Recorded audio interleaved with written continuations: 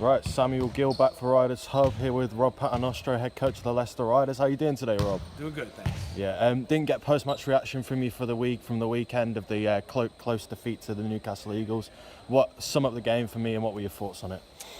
Well, I mean, talking to a lot of people, it was fun to watch. It was, yeah. Great game. I think that both teams, really shot the ball well. I think shots were going in from all angles. I think there wasn't that much separation in the game. 14 lead changes, or maybe 23 lead changes, 14 ties, something like that. So it was real back and forth affair. Unfortunately, we didn't get the job done at the end, but we've studied the film, continued to work on things in here, and expect another good game on Friday. I mean, they made 14 threes last game. So a lot of them were contested. So a team makes shots like that, they're going to put up a big number. Hopefully we can do a better job of containing that on Friday. I was going to say nobody seemingly could miss in that first quarter, and it ended up 57-57 at half-time, which was I believe the highest score since October 2019. What do you think about that? Sometimes the offense just beats the defense. Yeah. There's nothing you can do about it.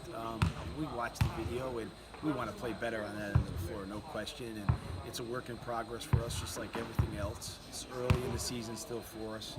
This cup competition is the preseason before the league starts, but we want to get a win on the board in this group so we can advance. So Friday, I think, is an opportunity for us to do just that. But I like where we're at, and I think that we have plenty of potential with this group. And I think that as the weeks go on, if we can stay healthy, which is going to be very important, we'll be in a good position. Saw you very animated on the touchline as per usual. Would you say it was frustrating then to kind of have the attack but not have the defense and not be able to ward off their threes and their twos? Yeah, there was a couple times where you just like, you're just thinking, that's going to be a miss, and it wasn't. And so, it's a little frustrating when the ball keeps going in, especially from distance. I thought that a few of the opportunities, we had the hand up and did the right thing, but hey, they got a talented team, tough team to cover. I think when they're making the outside shot like that, they're going to be hard to beat. Corey Johnson once again impressing with 19 points, as well as Zach Jackson as well, playing really well. What did you make of their performances at the weekend despite the defeat? I thought they were good. I thought Corey, he's shooting the ball well, but he does a lot more than that. I thought that, Zach's a guy that we know he can put it in the basket in different ways, so we're not, really surprised at his output. But, I think when you look at the roster from 1 through 8 that played, I think everybody had some good moments in the game. So, again, we're still coming off, and it's only a few weeks from the 14-day layoff that we had with the coronavirus. So we're still trying to find ourselves in a lot of ways, and another good week of practice in here will go a long way of doing that. Friday with the Eagles again. Is it good to have a game like that fresh in your memory from a defeat so you can put it right at the weekend? I guess so. Yeah. I mean, I think that the video is pretty fresh for us. Yeah. So I think it'll be good. And playing back-to-back against a good team like that, always exciting, and should be another really good game. London Lions as well on Sunday. Is it a pivotal weekend in the BBL Cup, would you say? Oh yeah, I think so. I think you gotta get some wins on the board. Yeah. I mean, the games will run out at some point, and for us, I think that this is a weekend where we would have to get some wins on the board. It's not over if we don't. It is not the end of the world if we don't either. But we're aiming to try to get some wins on the board, and I think London, we don't have to go over what they have. I think everybody knows that they're deep and they're talented and all that, and I expect another great game in here. 5 pathway players were announced to be promoted to the first team squad. What do they bring in terms of squad depth in quite a small squad? Depth. Yeah.